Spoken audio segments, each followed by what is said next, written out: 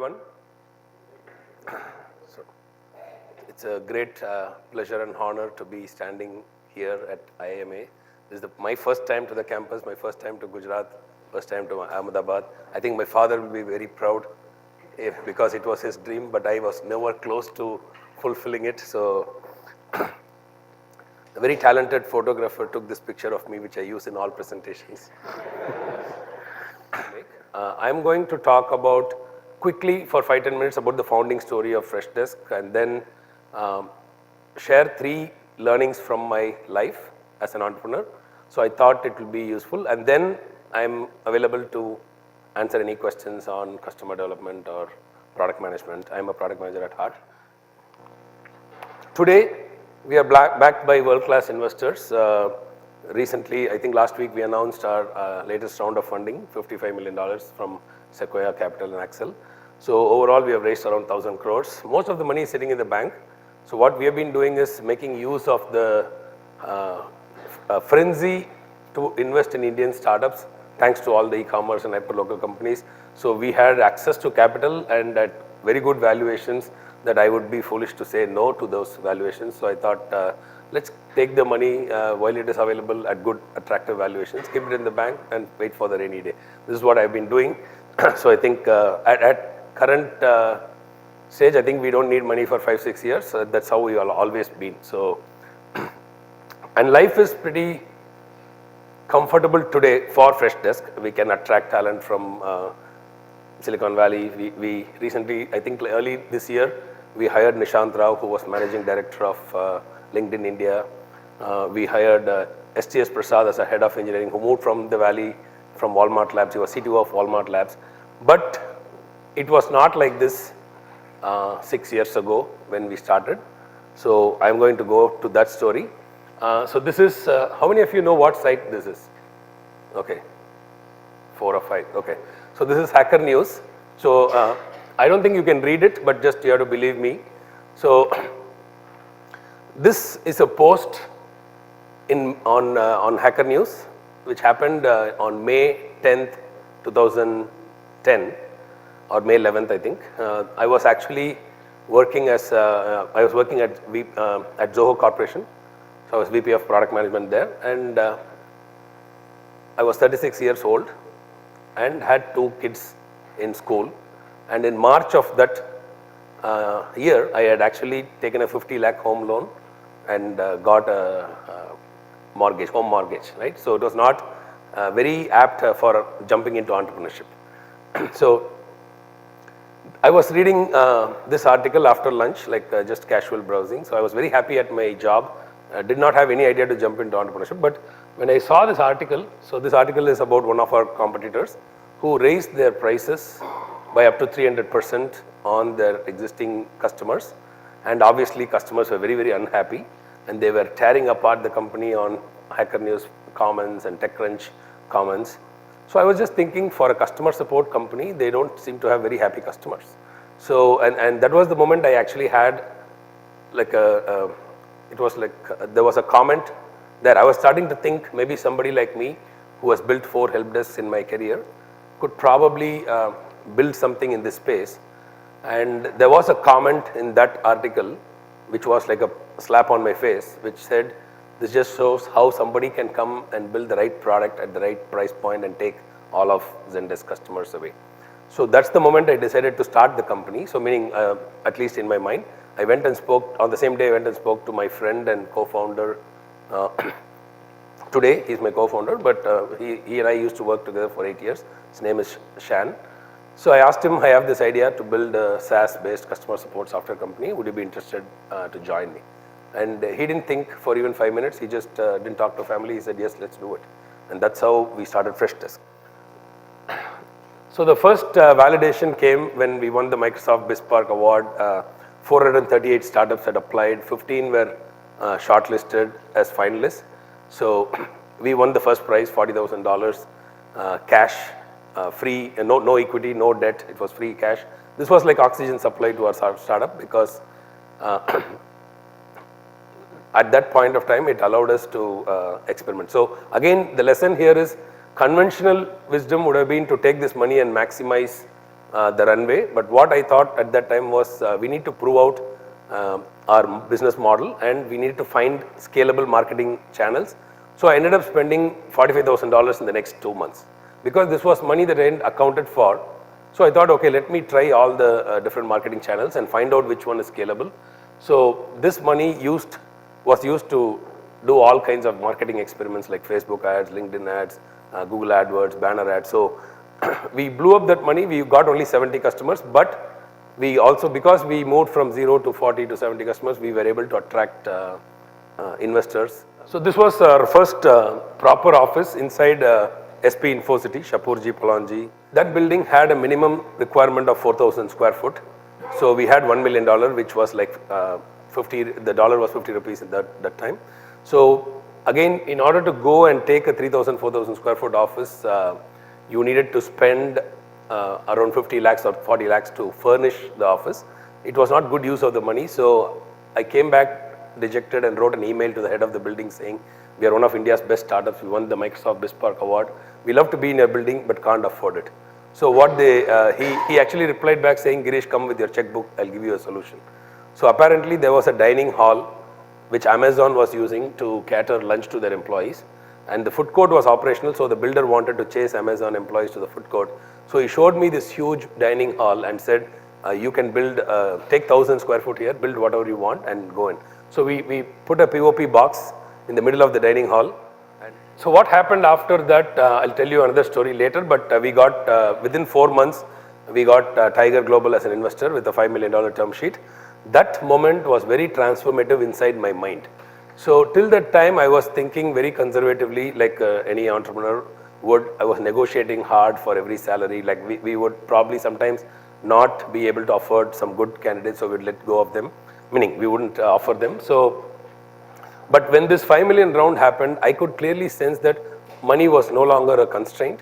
So what was the original plan was to add another 750 square feet next to that box, but we thought, okay, let's go and take a bigger office. So we took around 6,000 square foot, started hiring people. So all the ideas were there in the mind on what to build. We started executing. Within 4 or 5 months, we broke the wall, added another, moved to 8,000 square foot. I broke the wall again, moved to 12,000 square foot. Tried breaking the wall again, but Aditi Technologies wouldn't let us do it. So we abandoned that entire office and then went into the next block and got a 30,000 square foot office within a year. Broke the wall, added another 30,000, so went to 60,000, then broke the wall again, added another 60,000. So this is our office today. We have like 1,20,000 square foot.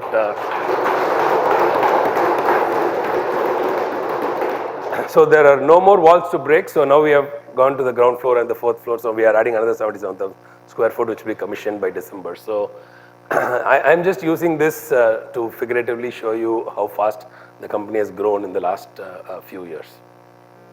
Globally also, we expanded into San Francisco, London, Sydney and Berlin. And we have more than 92,000 customers across 145 countries.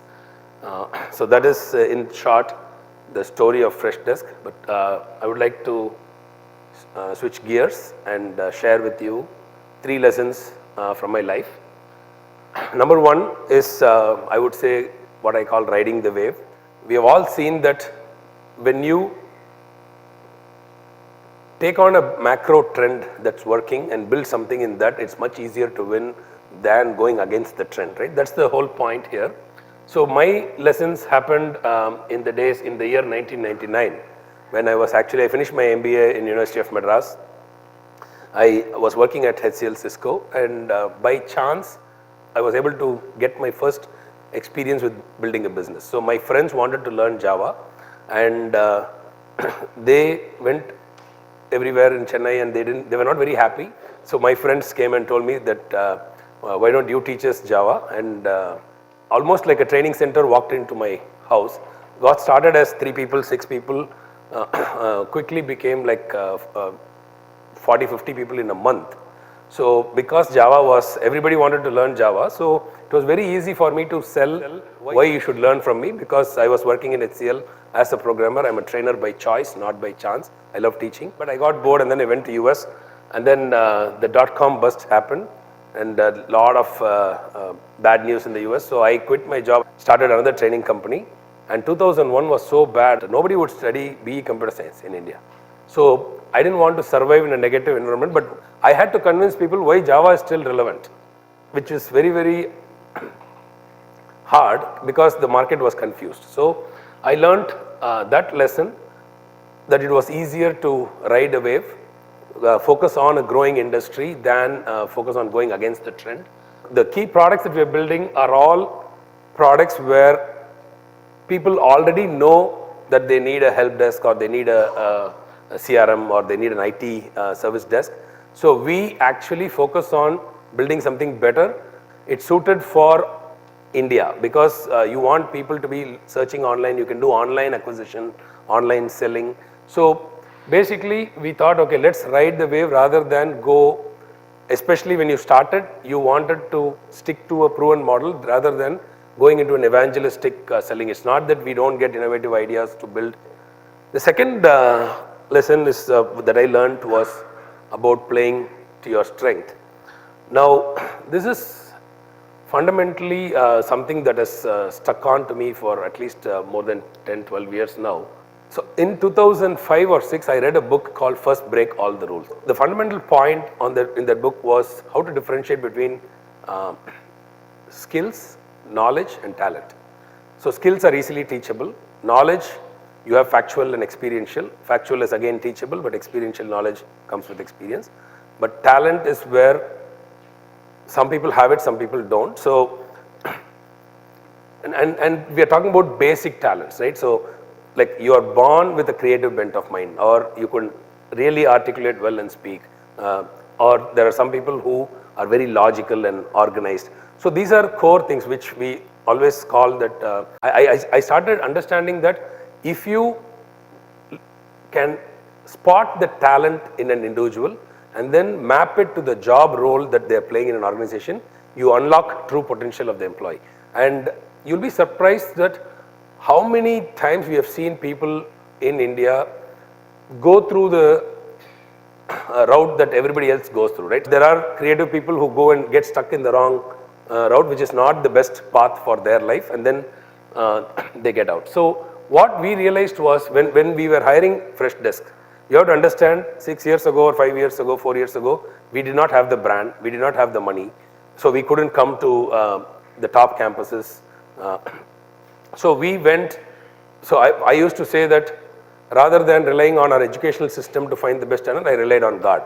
So you can't, I believe that you can't put in what God intentionally left out, right? So what we did was we went to all these colleges where we had BTech computer science people, like all having programming jobs, they already had campus offers, but these kids would actually put up their hands and say, we don't want to be in TCS and do programming. We want to work in marketing. We want to work in customer support. So we developed our own interviewing mechanism where we could see that, okay, can this person be molded into a great marketer? So do they have a creative writing skill, or do they have empathy to work in customer support? Do they have the articulation and the energy in their speaking to be in sales? So we built this company on these freshers, a very, very young company. I'm probably the oldest guy in the company. So this is how we used to always play to people's strengths. So we tried to focus not on their credentials, but on what specific talent that they had and the interest that they had, and tries to match their potential to their role. And that worked beautifully for us. I would go to the extent of saying this was our secret sauce in hiring people. And we didn't stop at people. We did the same thing with the company also. So, and again, I would quote David Lowy, who was the founding member of Google Capital, our investor. So one of our employees asked him, why did Google choose to invest in Freshdesk? So he actually said, see, we have seen companies all around the world trying to emulate the Valley, but here we see a company which looks at the best practice in the Valley, but also decides to play to their strength. And I explained to you how we do that. So if you take a typical Silicon Valley SaaS company, so they usually build one product. They focus on, start in the US, go to say $15-20 million of revenue, and then start going on a sales-driven expansion plan, revenue expansion. So this is called the Salesforce Model, where you hire more and more sales people. The territories start shrinking. and then they go to Europe, Asia. So losses expand and the long route to profitability, 55 to 60% of the company's revenue is in sales and marketing cost. This is not a bad model. It is proven. Many companies have gone to IPO with this model. The economics of this model, again, this is data that I compiled after interviewing a lot of US salespeople. What we found out was, okay, the salary, this is not accurate numbers, the ballpark numbers. So you're talking anything between 140 to 200K is the on target earnings for an account executive and a sales development rep. I don't know if these terms are foreign to you, but if it's San Francisco, it will be on the higher side. If it's probably Utah or something, it will be on the lower side. Usually the targets are around 1 million to 1.4 million. So for one sales rep. So if you take a 1 million target, it translates into $7,000 monthly recurring revenue. Are you getting how that 7,000 comes to 1 million? So sales guy sells 7,000 times 12 every month. So what happens when you hire more and more salespeople, and when let's say from Los Angeles I have to get $1 million or 7,000 MRR, usually the US model, that's why they start going up market. What happens is the sales guys tend to close like 2 deals, 3 deals in the 50K, 100K range, and they hit their targets, which is much more easier than going after the SMB. So this is what I would call as the opportunity for India. So the India SaaS economics, again rough numbers, there's not cast in stone. So the salary range could be like 1/6 or 1/8 of what it would cost in the US. The targets could be like 432K ACV because it's still profitable, more productive than the US model. But the key point here is how you can achieve this 3,000. So a typical salesperson can do 20 to 25 deals in a month. So now the point I'm making here is not cost arbitrage. The whole point is when there are 20 customers paying $150 a month, the kind of customer you're targeting itself is very different. So this is a whole blue ocean opportunity. The long tail of the global SMB cannot be served profitably by the US companies with their cost base there. So I'm not talking about the salary cost arbitrage. I'm talking about how it opens up a completely new segment that can be serviced profitably and serviced well with a India-based sales team, right? So this is exactly what we understood as something that we could do that the competition in the US could not do. And we call it, so this is my, somewhere I think I read this. So usually when you go after the enterprise, it's like you're going elephant hunting, right? So there's a lot of meat, vegetarians apologize, but but what we say is we are into deer hunting and rabbit hunting. So, and this graph again shows there are many ways to build a $100 million business. So if you go to, like say, if you do $1 million deals, you only need 100 customers to get $100 million. But let's say if you're doing, say, $50,000 deals or $30,000 deals, $20,000 deals, you could still make it up with the volume. If you're doing $1,000, $2,000 deals, you can still make it up. And on the other end will be the ant and the rats. So this will be more like the Angry Birds. So 300 million users will pay $1 each, you get $300 million, right? So, so we adopted a strategy of not going after the elephants, but going after the deer and the rabbits, because that was a very defensible and a profitable moat or a sector to serve. In March 2016, Google and Axel came out with a report, and they published this in Bangalore. So they call this the India opportunity, the $50 billion opportunity for India. And there are some very interesting aspects in this report, which says that for the first time in the history of software, by 2020, SMB SaaS revenue will overtake enterprise SaaS revenue. Now this is phenomenal. All of us who have been tracking software will know that enterprise software revenue is always much, much bigger than SMB software. This has never happened in the history of software. This is Google's report. We were not able to articulate it like this, but this is what we were doing. The other lesson that I would like to share was, if you are a startup, right, how do you get invited to the party? Like, so there are so many startups in B2B in India or worldwide, like, but we always keep hearing the big names, right? And how do you crack that and go into the big league, right? So how do you get invited to play in the big league? And this is again a lesson that I learned during my Zoho days.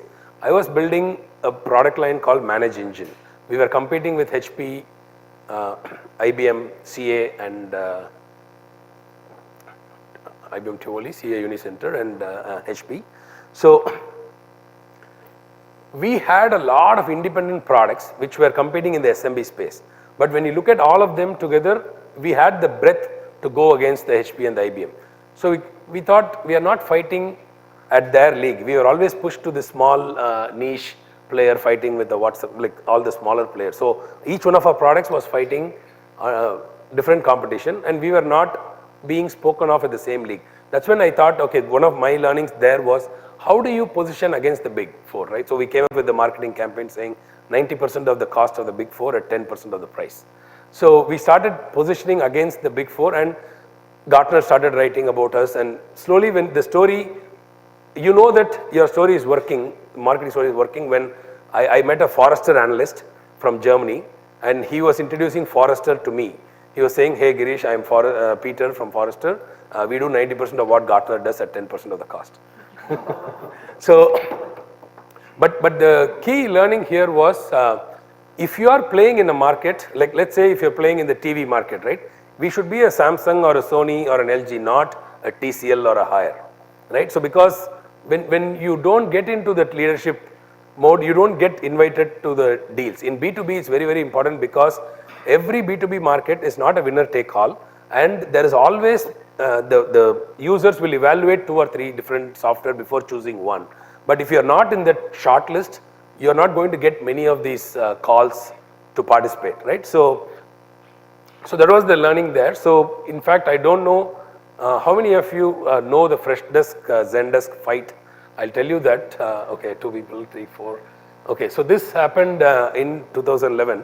But I'll tell you the backstory is, so we were like any other startup, constantly hustling for business. Like on Twitter, one of my support guys would constantly look at customers who are unhappy with Zendesk, and we would ask them to try Freshdesk. I think they were pretty upset with that. They thought, oh, this is some small fish from India, will die. But when Axel invested $1 million in us, and we announced that on December 1. On December 2nd, on Twitter, there was an analyst who actually called us a ripoff of Zendesk. Now, I'm not going to give the whole story, but the CEO of Zendesk actually called us a ripoff, and the reason for that was our name also had desk in it. So their name was Zendesk and our name was Freshdesk. That's why we were called a ripoff. So what we did was, we decided not to fight back on Twitter, but we created a website called ripoffornot.org, and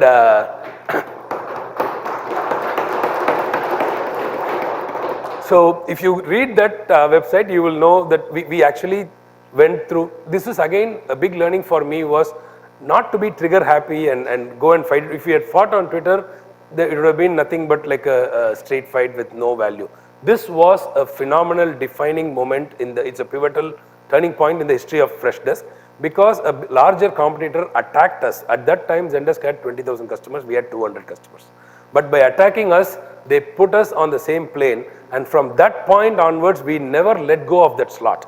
Every PR article that we did, we made sure that if somebody is writing about Zendesk, they'll write about Freshdesk. Somebody is writing about Freshdesk, they'll write about Zendesk. So we latched on to that leadership slot through that small opening that was given to us, and stayed the course. Today we have 92,000 customers, they have 130.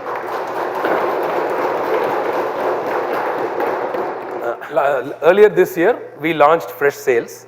Again, we launched a CRM product. I would be happy to take questions later on how to pick ideas or how we came across this idea also. But we had 70 buses all decked up with ads like this.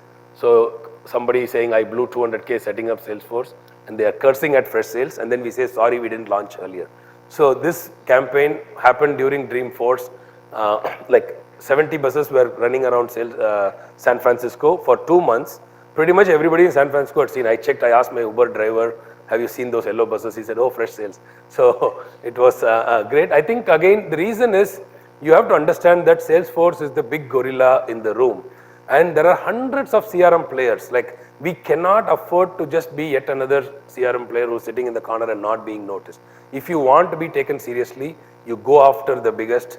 And if your product, again, the most important point which I'm not telling you here is the product has to be world class and being able to compete there.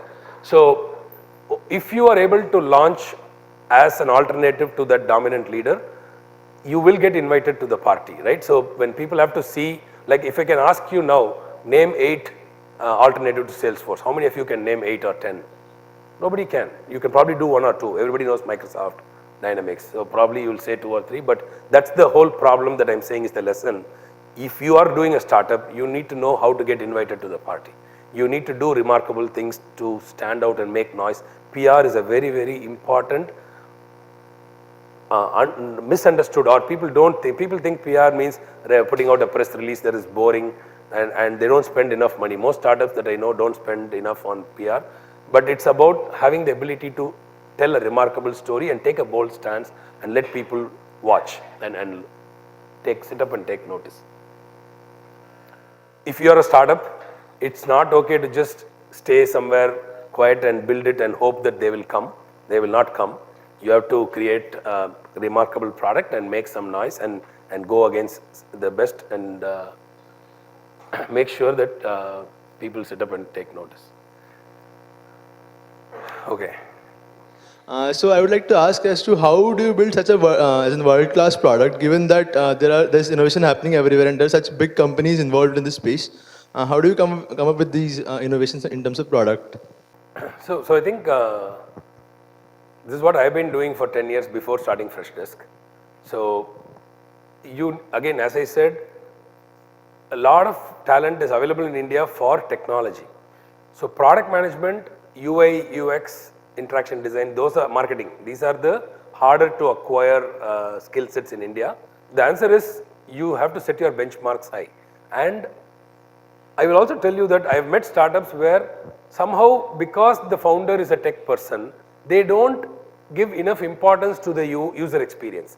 They don't give enough importance to design or marketing. If you can clearly tell an Indian website versus a US website, right? That should not be the case. People should not be able to find where is this company from. Like, we have to set the benchmark high, and I think that is possible.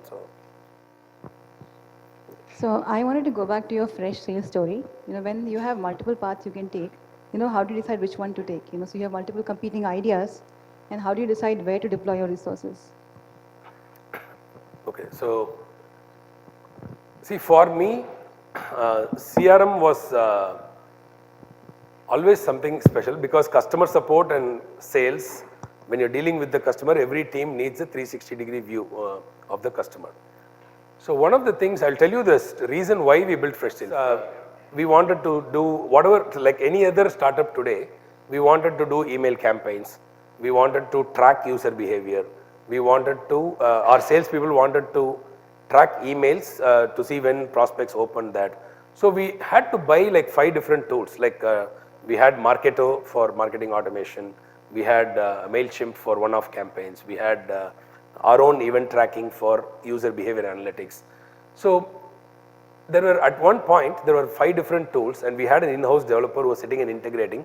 We wanted to take out Marketo and put in another product called Autopilot. This was like a big project. Now think about this. Why do you buy SaaS? Because you don't want to run an IT department, right? Why do you use Gmail? You can run an Exchange server, have an IT department and run email, right? But why do startups go on Google Apps? You don't want to run an IT department. Now, the evolution of selling has happened over the years. Like first you had CRM, so first you had phone and email for selling. Then you had CRM, which was used as a system of record. So which means people will go and manually input. So I call this customer today, he asked me to call next week. So I'll go and input that. Next week I call, customer asks for a brochure. I'll send that brochure from my email. I'll run to the CRM and say, hey, I've sent this brochure. I will attach that. So this was how CRM was used. Later on, new pieces of technology emerged for use, like Kissmetrics and Mixpanel and Yesware, and all these technologies emerged in typical Valley fashion. They were all focusing on solving something new, and then this was all integrated back into Salesforce. Now it's a great ecosystem. You have one Salesforce and then you have like 20 different products that you can integrate and run. But I will ask you to think about the evolution of photography, for example. So 10 years ago, we all had this point and shoot cameras, right? 10 years ago, there was no iPhone and there was no Android. So you had this point and shoot camera, you had this SD card. So we'll go and take pictures and then take the SD card out and then put it in your laptop through an adapter. You download, zip it, email it, and sir will look at it and then reply back, Girish, cool pics. Today, what do you do? So where has all that different piece of technology gone? It's all shrunk. There's a new way of doing things. This is exactly the opportunity that we spotted in CRM, where something is good, but sometimes good is not good enough. You need to change the experience where, because technology is available today, every 10 years, there is a refresh that will happen in software. So I think in CRM, that refresh needs to be hit. There is a lot of hunger in the market for thirst for alternatives. So that's what we spotted. So it was born out of personal pain. We were spending as a company $200,000 per year maintaining this whole system. And as a startup, if we have to spend so much money, imagine how much the experience is bad, the UI is clumsy, and we are spending money. There has to be a better way. And rather than relying on somebody else, we thought we'll build it. Sir, as a startup, how did you reach that 0 to 50 paying clients? And what were the problems and how did you overcome those? I know that will be a very much pain that you have felt, but how, sir? So I think for us it was very, very easy. Again, I would say I have seen a lot of this is a lesson that I would say, you need to live your business model from day one. So I have met a lot of customers a lot of entrepreneurs who come to me saying, hey, we are building this global SaaS business and we have 12 customers now, or 6 customers. And those 6 customers, if you see, the CEO would have gone face to face and sold. And one of the customer would be an investor, another customer would be the previous company where he worked for, and the other company would be his cousin. So those customers don't count, right? My first customer came from Australia, Atwell College, even today a customer. We released the product on June 7th. On June 10th, 2011, he came online, came to the website, signed up for a trial, spent 2.5 hours looking at the product, took out his credit card, spent $38 was the first bill, and did not even talk to us, purchased. Global, SMB, long tail. So that's what I'm saying. And till we hit 100 customers, I did not meet any customer or talk to any customer. So you mentioned how the product, you have to have confidence in the product being good.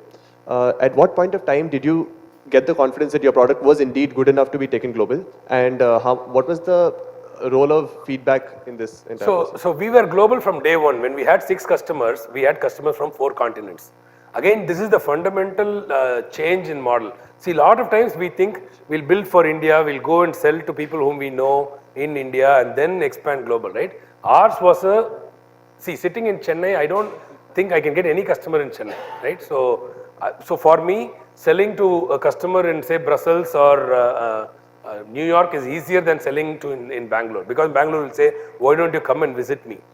A customer in Belgium won't ask that for $200, like he will just put his credit card and go. From maximum I'll do is do a phone call or do a WebEx session, show him, answer some questions, let him try for 30 days and automate the whole thing. He can go, at the end of 30 days, it will tell him, hey, your trial is going to expire, you want to pay now, click on pay. We had charge B, we incorporated in the US for that. Because in India, RBI regulation, payment, all this, we incorporated in the US before we incorporated in India.